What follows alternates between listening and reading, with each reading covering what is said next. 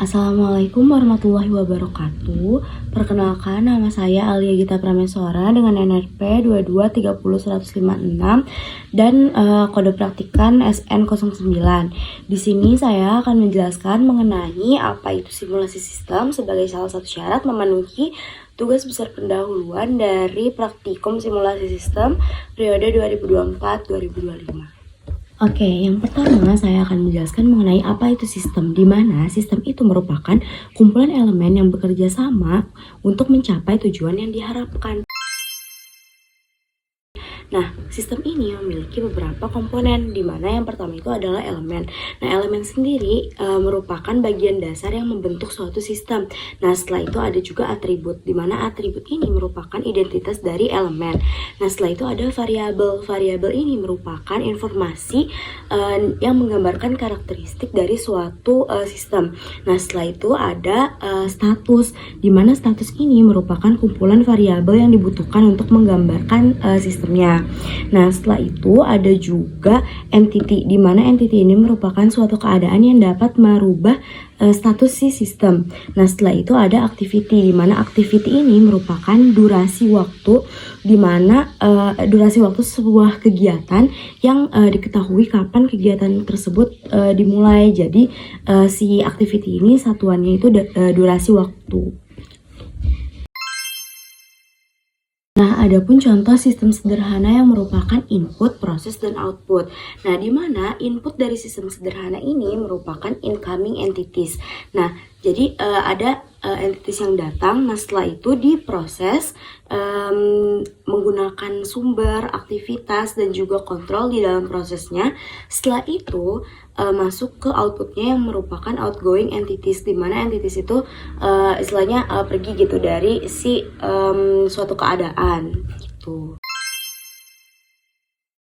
Nah, setelah itu ada juga contoh nih dari manufacturing system, di mana di manufacturing system ini incoming entitiesnya itu berupa bahan baku. Nah, setelah itu prosesnya itu merupakan mesin atau alat produksi. Nah, setelah itu keluarlah menjadi produk jadi. Outcoming entitiesnya atau outputnya merupakan produk jadi.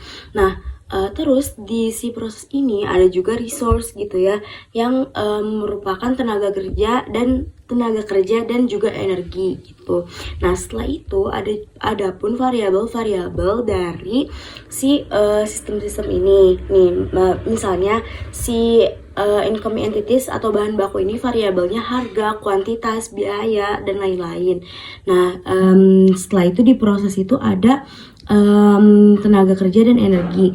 Nah, di mesin atau peralatan produksi sendiri itu tuh ada kapasitas, variabelnya itu ada kapasitas, kuantitas, dan tipe. Nah, setelah itu ada si variabel dari resource-nya. Yang pertama itu dari tenaga kerja, ada variabel gaji dan juga kuantitas. Nah, setelah itu ada dari resource yang berupa energi, itu variabelnya harga, kuantitas, biaya, dan komposisi. Nah, setelah itu ada juga si outputnya atau outgoing entities, itu tuh variabelnya berupa harga, kuantitas produksi, dan juga kuantitas permintaan. Nah, jadi dari tadi kan kita cuma membahas mengenai apa itu sistemnya gitu kan ya. Nah, lantas apa korelasinya sistem dengan simulasi gitu kan. Nah, korelasi dari sistem dan simulasi ini bisa kita tahu gitu dari cara mempelajari sistem, di mana sistem ini terbagi menjadi dua, yaitu eksperimen dengan sistem yang sebenarnya. Nah, setelah itu ada eksperimen dengan model. Nah, di mana model ini merupakan kayak representasi dari yang sebenarnya gitu kan. Yang sistem satunya lagi itu kan pakai sistem yang sebenarnya, yang kalau yang ini pakai model. Jadi ini tuh ya replika gitu ya. Nah, setelah itu eksperimen dengan model ini dibagi menjadi dua lagi, yaitu modelnya model fisik atau modelnya model matematik. Kalau misalnya modelnya fisik, yaitu bisa dilihat, bisa real gitu si modelnya. Nah, kalau misalnya yang model matematik itu tuh otomatis dibagi menjadi dua lagi, yaitu modelnya solusi analitik atau menggunakan simulasi gitu. Jadi kita di sini akan mempelajari model matematik berupa simulasi untuk bereksperimen dengan model gitu. Jadi untuk mempelajari sistem itu kita menggunakan model matematik berupa simulasi seperti itu. Nah, jadi dari yang bisa kita ambil, simulasi itu merupakan tiruan gitu ya yang tadi dibahas atau replika dari sebuah sistem yang menggunakan model komputer. Nah, model komputer yang kita pakai di praktikum kali ini adalah Arena. Nah, model komputer tersebut dilakukan untuk melakukan evaluasi dan meningkatkan kinerja dari sistem. Gitu. Jadi simulasi ini tujuannya untuk mengevaluasi dan meningkatkan kinerja dari sistem yang sedang diamati atau diperbaiki gitu, yang ingin diperbaiki. Nah, selain itu, mengapa sih kita harus melakukan simulasi? Jadi, kita harus melakukan simulasi itu karena kita dapat menggunakan pendekatan dari trial dan error gitu dari si sistem yang mau kita perbaiki. Nah, setelah itu, simulasi ini tidak menghabiskan waktu gitu. Dibanding kita harus melakukan si perbaikan sistemnya itu dengan real, itu tuh pasti memerlukan waktu gitu ya, menghabiskan waktu. Nah, kalau misalnya dengan simulasi ini dengan model gitu, nah itu tuh kita bisa menghemat waktu lagi gitu. Nah, setelah itu kita juga bisa meminimalisir kerugian yang besar dan kesalahan yang fatal gitu kalau misalnya kita hanya menggunakan simulasi aja, beda dengan kalau misalnya real gitu ya. Nah, contohnya itu ada flight simulator, dimana di flight simulator ini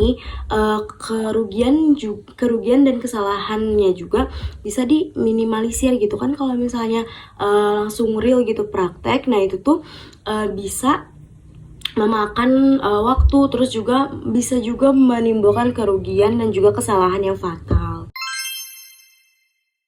Nah, selanjutnya saya akan menyampaikan beberapa kesimpulan yang emang bisa disimpulkan gitu ya dari materi yang sudah saya bawakan tadi, di mana yang pertama, simulasi ini merupakan teknologi yang digunakan untuk memperbaiki kinerja sistem. Nah, yang kedua, simulasi ini merupakan alat pengambilan keputusan gitu ya. Sebagai seorang mahasiswa teknik industri, otomatis kita harus bisa mengambil keputusan. Nah, simulasi ini merupakan salah satu alat yang bisa digunakan untuk mengambil keputusan.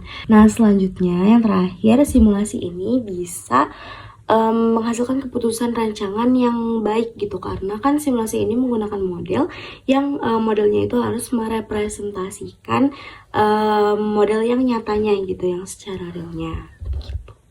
Oke, mungkin sekian yang dapat saya sampaikan mengenai simulasi sistem.